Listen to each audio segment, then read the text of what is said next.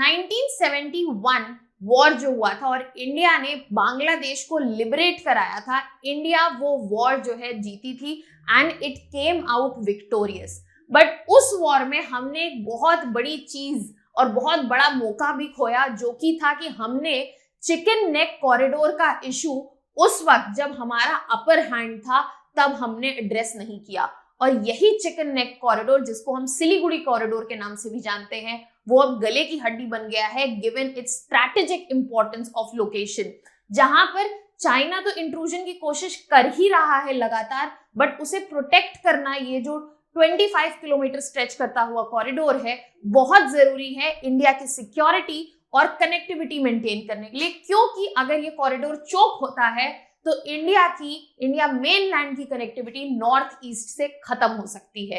Hello students, welcome to Chahal Academy. My name is Shubhangi Singh और आज हम बात करने वाले हैं कि कैसे इंडिया के पास एक मौका था चिकन नेक कॉरिडोर को वाइडन करने का, एक अच्छा अपॉर्चुनिटी था after the victory of 1971 war. Before we get into the topic, I would also like to wish you all of a very happy and prosperous Diwali. Diwali is known as the festival of lights and Chahal Academy wants to spread that light with all of you. That is why we have got this discounted batches जहाँ पे आपको UPSC IS online live foundation batch जो है वो 49,999 में मिल रहा है, और साथ ही साथ UPSC IS recorded foundation batch जो है वो 19,999 में मिल रहा है। Students, you can use this opportunity. आपको लिंक मिल जाएगा डिस्क्रिप्शन बॉक्स में, और कोड दिवाली यूज करके आप अपनी प्रिपरेशन को और बेहतर और ब्राइटन अप कर सकते हैं इस Diwali. So on this note we will be moving back to our topic. सबसे पहले बात करते हैं ये 1971 वॉर, जिसको हम विक्टोरियस मान रहे हैं, उसकी मेजर अचीवमेंट्स क्या थी। सबसे पहला और बड़ा अचीवमेंट था कि बांग्लादेश का लिबरेशन हुआ, क्रिएशन हुआ। जो कि पहले ईस्ट पाकिस्तान था उसको फ्री करवाया गया और यहाँ पर बांग्लादेश का क्रिएशन हुआ। यहाँ पर मेन क्रेडिट जो है वो इंडियन आर्मी एंड एयरफोर्स को दिया जाता है, क्योंकि अगर ये इंटरवेंशन नहीं होता तो ये शायद एक रिवोल्ट की तरह बस कुचल दिया जाता। So it was Indian help that had help them achieve this liberation. उसके अलावा एक बहुत ही बड़ा मास सरेंडर भी देखा गया था इस वॉर में, जहां पर 93,000 पाकिस्तानी प्रिजनर्स ऑफ वॉर ने सरेंडर किया, और ये one of the largest surrenders है in the modern history era. इसके अलावा अगर हम टेरिटोरियल गेन्स की बात करें तो इंडियन आर्मी एंड एयरफोर्स ने टेरिटोरियल गेन्स भी बहुत ज्यादा किए थे, जैसे कि 15,000 स्क्वायर किलोमीटर, वो भी वेस्ट पाकिस्तान में कैप्चर हुआ था। एंड ये टेरिटरी जो थी ये इस वॉर में गेन की गई थी। अगर हम बैटलफील्ड की बात करें, वॉर की बात करें, तो यस वहां पे अचीवमेंट तो हमें देखने को मिली ही, बट सर्टेन शॉर्ट कमिंग्स, जब हमें ये अचीवमेंट मिला, हमें ये विक्टोरी मिली, तो सर्टेन शॉर्ट कमिंग्स जो है वो पॉइंट आउट की जाती है कि उस वक्त इंडिया को ये नहीं करना चाहिए था। उनमें से सबसे पहले जो है बात हो रही है टेरिटरी रिटर्न की। इंडिया ने जो भी कैप्चर लैंड थी वो as it is under Shimla agreement जो है वो वापस की थी, बिना कोई डिस्कस्ड कंसेशंस विद पाकिस्तान, और इंडिया ने ये सारी कैप्चर्ड लैंड जो थी वो वापस कर दी। साथ ही साथ जितने प्रिजनर्स ऑफ वॉर सरेंडर जिन्होंने किया था, पाकिस्तानी प्रिजनर्स ऑफ वॉर, उन लोगों को भी रिलीज कर दिया गया था बिना किसी कंडीशन के। तो इन दोनों की ही वजह से यहाँ पर एक अपॉर्चुनिटी थी इंडिया के पास कि यहाँ पर हम नेगोशिएशन कर सके जो ऑनगोइंग इश्यूज थे, चाहे वो कश्मीर का इशू हो, चाहे जैसे सिलीगुड़ी कॉरिडोर की हम बात करें, तो ये नेगोशिएशंस को यूज किया जा सकता था for our advantage, but India ने नहीं किया। और ये एक डिप्लोमेटिक शॉर्टकमिंग में हम काउंट कर सकते हैं कि हमने as it is without any condition territory भी रिटर्न की और साथ ही साथ प्रिजनर ऑफ वॉर भी रिलीज किए। द प्रॉब्लम हेयर इज कि इंडिया जितनी बार अच्छी चीजें करता है, पाकिस्तान उसका जवाब एक बहुत ही खराब चीज से देता है। सो हमने जो यहाँ पर अच्छा बिहेवियर दिखाया, एक गुडविल, एक ह्यूमैनिटेरियन जेस्चर दिखाया, हमें उसका कोई फायदा होता हुआ नहीं दिखा इवन टिल कमिंग टाइम। और इसका एक सबसे बड़ा शॉर्टकमिंग जो फील होता है एट प्रेजेंट टाइम वो है चिकन नेक की वल्नरेबिलिटी जो है उसको एड्रेस नहीं किया। तो अगर हम ये पर्टिकुलर मैप देखेंगे यहाँ पर तो आप देख सकते हैं क्लियरली कि इन दिस पर्टिकुलर प्लेस ये जो चिकन नेक पतला सा कॉरिडोर है जो इंडिया के मेन लैंड को कनेक्ट करता है नॉर्थ ईस्ट से, इसका length and breadth is very limited. और अगर इसको चोक कर दिया जाए या कैप्चर कर ले, और यहाँ से आप चाइनीज डैगर भी देख सकते हैं, चाइनीज जो तिब्बत जो है एनेक्स्ड है चाइना के द्वारा, तो यहाँ पर आप देख सकते हैं कि ये जो है खुला हुआ है, it is open for Chinese protrusion, और इस वजह से इसका प्रोटेक्शन बहुत इंपॉर्टेंट है, सिर्फ कनेक्टिविटी के व्यू से नहीं बल्कि साथ ही साथ सिक्योरिटी के व्यू से, अपने बॉर्डर्स को यहाँ पर सिक्योर रखने के लिए ये बहुत ही जरूरी है। यहाँ पर एक और अपॉर्चुनिटी थी कि हम इस स्ट्रैटेजिक लोकेशन को वाइडन कर सके, सिक्योर कर सके, और हमने ये जो है इस इशू को एड्रेस नहीं किया। इस इशू को एड्रेस ना करते हुए ये प्रॉब्लम जो है ग्रेजुअली बढ़ती गई, और हमारे पास एक बहुत ही बढ़िया मौका था इस इशू को एड्रेस करवाने के लिए, वो भी हमारे अपने फेवर में। अब अगर हम चिकन नेक कॉरिडोर की बात कर ही रहे हैं तो लेट अस अंडरस्टैंड कि सिलीगुड़ी कॉरिडोर की इंपॉर्टेंस क्या है। सबसे पहली बात, यहाँ पर ये जो 22 किलोमीटर वाइड कॉरिडोर है वो नॉर्थ ईस्टर्न स्टेट्स, जहां हम बात कर रहे हैं Sikkim, Assam, Meghalaya, Manipur, Mizoram, Arunachal Pradesh, Sikkim and seven sisters basically, उनसे जो कनेक्टिविटी है मेनलैंड इंडिया की वो इसी कॉरिडोर से इंश्योर होती है। साथ ही साथ ये कॉरिडोर जो है ये इंटरनेशनल बाउंड्रीज के पास है, नेपाल की इंटरनेशनल बाउंड्री है, बांग्लादेश की इंटरनेशनल बाउंड्री है, भूटान की इंटरनेशनल बाउंड्री है, और वहां पर जहां पर डोकलाम स्टैंड ऑफ हमें देखने को मिला वो भी इस कॉरिडोर के बहुत पास है। तो वी कैन अंडरस्टैंड कि इस ज्योग्राफिकली भी ये कॉरिडोर जो है कितना इंपॉर्टेंट है, और यहाँ पर नियरेस्ट बॉर्डर्स पर स्टेट्स नहीं है, यहाँ पर इंटरनेशनल कंट्रीज एग्जिस्ट कर रही हैं। साथ ही साथ अगर हम मिलिट्री सिग्निफिकेंस की बात करें तो कनेक्टिविटी हमें सिर्फ रेगुलर ट्रेड और इकोनॉमी के लिए नहीं चाहिए, हमें कनेक्टिविटी के लिए भी चाहिए। तो यहाँ पर हम क्लियरली देख सकते हैं चिकन नेक कॉरिडोर को, you can see this is the place we are referring to. अब यहाँ पे हमारे पास नेपाल की भी बाउंड्री है, यहाँ पे हमें भूटान की भी बाउंड्री है, बांग्लादेश, और ये जो आप पोर्शन देख सकते हैं ये तिब्बतन चाइना का इंट्रूजन है, जिसको हम चाइनीज डैगर के नाम से भी जानते हैं, तो इस वजह से यहाँ पर इस लैंड को, ये जो कॉरिडोर है इसको प्रोटेक्ट करना बहुत जरूरी है, क्योंकि जो ट्रूप्स हैं उनका movement to protect all these borders वो भी वहीं से होगा। अगर यहाँ पर किसी भी तरह का प्रॉब्लम होता है तो इंडिया का जो मेन लैंड है वो डायरेक्टली डिस्कनेक्ट हो जाएगा सिक्किम और सेवन सिस्टर्स से। अब यहाँ पर अगर हम बात करें कि क्या क्या वल्नरेबिलिटीज हैं सिलीगुड़ी कॉरिडोर की, तो सबसे बड़ी वल्नरेबिलिटी तो यही है कि वहां पे जो ज्योग्राफी है उसकी वजह से यहाँ पर बहुत नैरो स्केप है, और इस वजह से किसी भी कॉन्फ्लिक्ट की वजह से, चाहे वो मतलब इंटरनेशनल कॉन्फ्रंटेशन हो या फिर किसी नेचुरल डिजास्टर की वजह से, अगर वो नैरो ज्योग्राफी जो नैरो कॉरिडोर है वो इफेक्ट हो सकता है, कभी भी कट ऑफ हो सकता है। वो मैनमेड रीजंस भी हो सकते हैं, कॉन्फ्लिक्ट, स्टैंड ऑफ्स या फिर नेचुरल डिजास्टर्स भी हो सकते हैं। साथ ही साथ एक बहुत बड़ी वल्नरेबिलिटी सिलीगुड़ी कॉरिडोर के साथ जुड़ी हुई है प्रॉक्सिमिटी टू चाइना, कि वो चाइना के बहुत पास है, चाइना की हरकतें specially with related to Indian borders कभी भी ठीक नहीं रही है। तो यहाँ पर चाइना का इतना क्लोजली प्रेजेंट होना, स्पेशली विद अ कॉरिडोर जिसपे हमारा कंट्रोल बहुत जरूरी है, बहुत ही प्रॉब्लमैटिक है, इसलिए ये जगह बहुत ही वल्नरेबल हो जाती है, और इस वजह से हमें बहुत सारे जियोपॉलिटिकल चैलेंजेस देखने को मिल सकते हैं, जिसका नाम मैं बार बार ले रही हूं। मैंने अभी डोकलाम स्टैंड ऑफ की बात की, तो डोकलाम स्टैंड ऑफ जो है वो एक क्लासिक एग्जाम्पल है कि अगर यहाँ तो हमें प्रोटेक्ट करना है तो हमें अपना स्टैंड लेना पड़ेगा, और जो कि डोकलाम स्टैंड ऑफ में हमने अपना प्रेजेंस दिखाया, चाहे वो डिप्लोमेटिकली हो चाहे वो मिलिट्री पावर से हो, हमने दोनों ही तरीके से दिखाया। हमने वॉर लाइक सिचुएशन को उस पर्टिकुलर स्टैंड ऑफ में अवॉइड किया। अब अगर हम बात करें साथ ही साथ इस कॉरिडोर में इंफ्रास्ट्रक्चर डेफिसिट भी है, इस कॉरिडोर में लिमिटेड ट्रांसपोर्टेशन फैसिलिटीज हैं, जिसकी वजह से सिविलियन और मिलिट्री मूवमेंट जो है वो इफेक्ट होता है। अगर आप बात करें, हम वापस जाते हैं उस मैप पे, अगर आप बात करें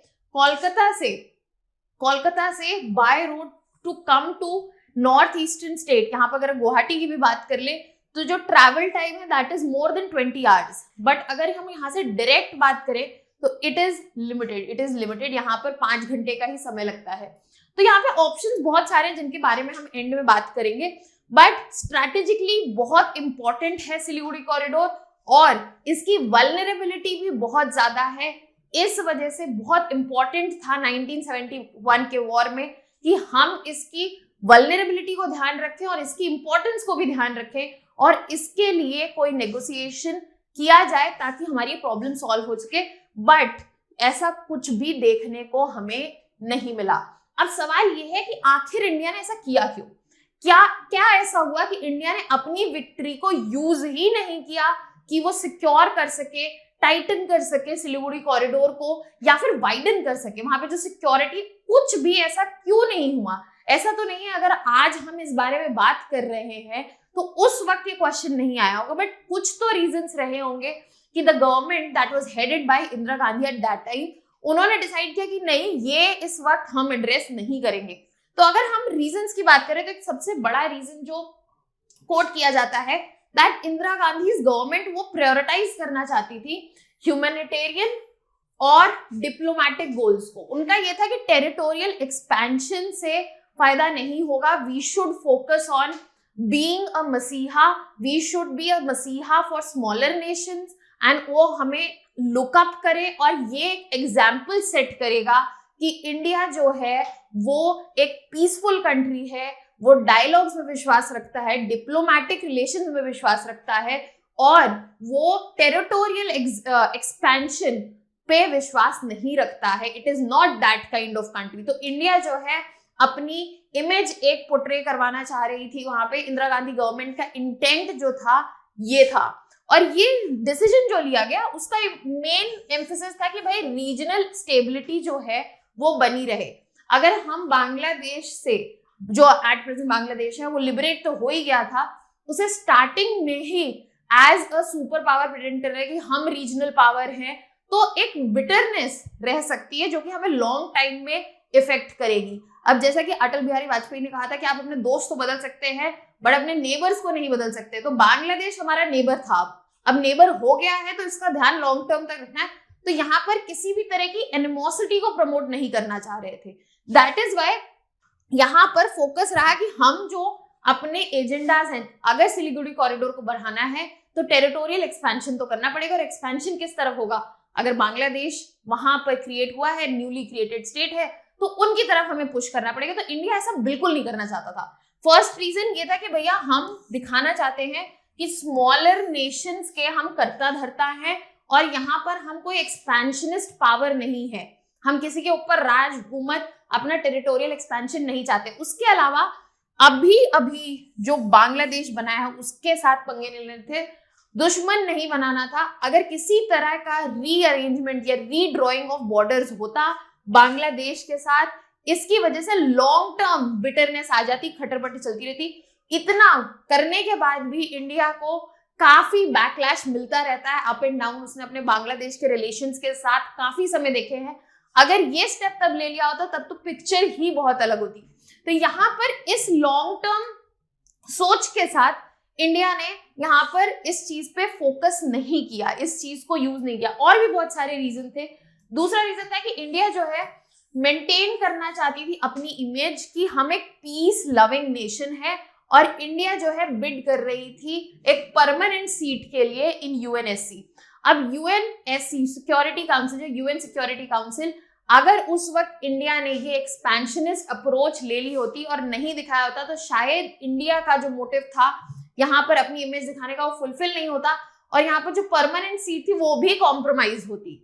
other than that strategic priorities बहुत इंपॉर्टेंट थी। यहाँ पर इंपॉर्टेंट था कि बांग्लादेश के साथ जो है हम अपने टाइज को मजबूत रखें ताकि यहाँ पर जो भी चाइना का इन्फ्लुएंस आएगा इन कमिंग टाइम्स, हमने ऑलरेडी 1962 में चाइना का बिहेवियर देख चुके थे। हमें पता था चाइना क्या क्या कर सकता है, कैसे केपेबल है। We can not place trust there. तो यहाँ पर उसको ध्यान में रखते हुए स्ट्रैटेजिकली प्रायोरिटाइज किया कि भाई बांग्लादेश जो है वो हमारे साथ होना चाहिए ताकि ये जो चाइनीज इन्फ्लुएंस है वो जो है हम उसको एनकाउंटर कर सके। इसके अलावा क्योंकि इंडिया भी अभी न्यूली फॉर्म्ड नेशन था, मात्र 22-23 साल हुए थे इंडिपेंडेंस को मिले, इकोनॉमी जो है स्ट्रगल कर रही थी, अगर यहाँ पर टेरिटरी को ऐड कर देते तो टेरिटोरियल और लॉजिस्टिकल चैलेंजेस जो है वो बढ़ सकते थे, साथ ही साथ क्योस बढ़ सकता था।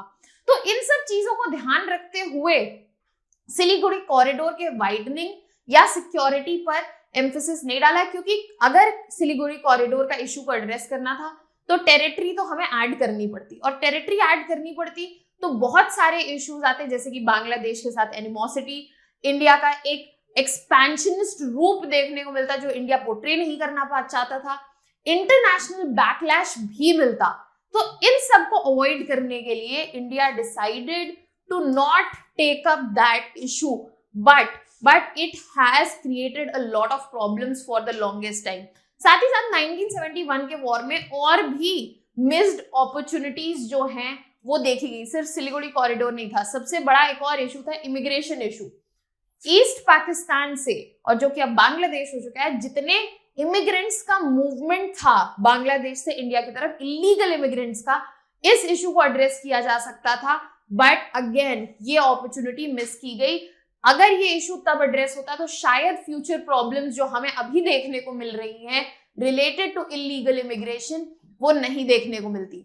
Other than that, UN security council की सीट के लिए इंडिया अपनी इस विक्ट्री को लेवरेज कर सकता था, यूज कर सकता था नेगोशिएशन में, बट इंडिया ने वो भी नहीं किया और फोकस किया सिर्फ ह्यूमैनिटेरियन इमेज पे कि हम गुडविल पे फोकस करना चाहते हैं, हम स्ट्रॉन्ग हैंड नहीं दिखाना चाहते हैं, और इस वजह से बहुत सारे स्ट्रैटेजिक बेनिफिट्स जिसमें हमने अपनी टेरिटरीज वापस की हैं, टेरिटोरियल गेन्स जो थे वो वापस किए हैं, और साथ ही साथ चिकन कॉरिडोर वाला इशू भी जो है हमने वो एड्रेस नहीं किया। तो yes, 1971 war was a victory, but we could have used that, leveraged that victory for better gains. अब बात ये है कि 1970 वॉर में तो जो होना था वो हो चुका, सिलीगुड़ी कॉरिडोर के लिए कुछ नहीं किया गया, बट क्या आगे कुछ हो सकता है? तो अभी भी एफर्ट्स जारी हैं कि सिलीगुड़ी कॉरिडोर को सिक्योर और प्रोटेक्टेड कैसा रखा जाए। इसमें मेजर एफर्ट्स जो है वो डाले जा रहे हैं कि मिलिट्री बिल्डअप रहे, जो भी प्रेजेंस है मिलिट्री की वो स्ट्रेंथन हो और वहां पे इंफ्रास्ट्रक्चर जो है बेटर किया जाए ताकि कनेक्टिविटी और प्रेजेंस ऑफ मिलिट्री कॉन्स्टेंटली वहां पाई जाए। इसके अलावा डिप्लोमेटिक रिलेशन, इंडिया की भरपूर कोशिश है कि बायलैटरल टाइज जो है specially with countries like Bhutan and Nepal, जो सिलीगुड़ी कॉरिडोर के दूसरे स्टेक होल्डर्स हैं, यहाँ पे इंटरनेशनल बाउंड्री हम डायरेक्टली किसके साथ शेयर कर रहे हैं, बांग्लादेश, भूटान एंड नेपाल, तो यहाँ पर इन नेशंस के साथ अच्छे टाइज बने रहे, क्योंकि यही एज बफर काम करेंगे सिलीगुड़ी कॉरिडोर के लिए, एज बफर जो है यही दोनों कंट्रीज काम करेंगे। इसके अलावा इंफ्रास्ट्रक्चर डेवलपमेंट पे बहुत फोकस है, building of railways, highways, airports, so that the connectivity is insured and वहां पर बाकी रीजन्स में इश्यूज ना क्रिएट हो। तो ये तो एफर्ट्स जो है ऑनगोइंग है, कोशिश की जा रही है कि सिलीगुड़ी कॉरिडोर जो है वहां पर प्रॉपर कनेक्टिविटी बनी रहे, बट सवाल ये है कि क्या हम अब आज के समय में सिलीगुड़ी कॉरिडोर को ब्रॉडन कर सकते हैं? अब ये सवाल का जवाब है तो हाँ, कर सकते हैं, बट कैसे कर सकते हैं? लैंड स्वैप के अग्रीमेंट्स हो सकते हैं, लीज अग्रीमेंट्स हो सकते हैं, जिसमें या तो हम लैंड एक्सचेंज कर लें, टेरिटोरियल एक्सचेंज कर लें, हम बांग्लादेश से बोलेंगे okay you can take this land and exchange में हमें सिलीगुड़ी कॉरिडोर के पास एक लैंड दे। Land swap agreements India Bangladesh का एक ऑलरेडी अग्रीमेंट हो चुका है 2015 में। आप कमेंट सेक्शन में मुझे ये बताइए कि कौन सा अग्रीमेंट था। इसके अलावा इफ लैंड स्वैप नहीं हो रहा तो हम लीज पे ले सकते हैं कुछ समय के लिए, और ये कहां से ले सकते हैं? हमें दो ही ऑप्शन है ब्रॉडन करने के लिए, बांग्लादेश या तो फिर भूटान। इसके अलावा हमें और फोकस करना है कि हम ऑल्टरनेटिव रूट्स बनाएं। ब्रॉडन नहीं हो रहा कॉरिडोर क्योंकि वहां पे दो ही ऑप्शन है कि हमें टेरिटरी बढ़ानी पड़ेगी, चाहे वो लैंड स्वैप से बढ़ाएं या फिर यहाँ पर हम लीजिंग से बढ़ाएं। बट अगर वो नहीं हो रहा है तो ऐसा नहीं करना कि सिर्फ वही एकमात्र रूट बने हमारी कनेक्टिविटी के लिए, हमें और भी ऑल्टरनेटिव्स फिगर आउट करने हैं कनेक्टिविटी के लिए अदर देन सिलीगुड़ी कॉरिडोर। तो जैसे कि कालादान मल्टी मोडल ट्रांजिट, और अगर हम वेस्ट में बात करें छाबार एयरपोर्ट, तो ये ऐसे एग्जाम्पल्स हैं जो ऑल्टरनेटिव रूट्स क्रिएट कर रहे हैं। We are also trying to figure out a railway line which will cross through Bangladesh, ताकि जो कनेक्टिविटी है वो मल्टीपल जगह से इंश्योर हो। इसके अलावा इंफ्रास्ट्रक्चर बूस्ट जो है, ताकि कनेक्टिविटी जो है नॉर्थ ईस्टर्न स्टेट से अगर बढ़ेगी तो इस कॉरिडोर की डायरेक्ट डिपेंडेंसी जो है वो कम होगी। Let's just say if the north eastern states grow, वहां पे प्रेजेंस ऑफ एयरपोर्ट्स बढ़ रहा है, एयर बेसिस बढ़ रहा है, तो कनेक्टिविटी का यहाँ ऑल्टरनेटिव मिल जाएगा। बट ये तभी होगा जब हम इंफ्रास्ट्रक्चर को बूस्ट करेंगे। तो यस, चिकन कॉरिडोर की अभी भी वो स्ट्रैटेजिक इंपॉर्टेंस है, वल्नरेबिलिटीज भी सेम है, बट ऑनगोइंग एफर्ट जो है उसको एड्रेस करने के लिए जारी है। But at the same time हमें फर्दर ऑप्शंस देखना है कि हम परमानेंटली इसको कैसे सिक्योर कर सकते हैं, ताकि कांस्टेंट एनर्जी और अटेंशन हमें वहां ना देना पड़े। So that was all from my side. I hope आपको इस पर्टिकुलर टॉपिक पे क्लैरिटी मिली है। For more such videos and content related information, subscribe to our YouTube channel and also like and share this video. Thank you so much.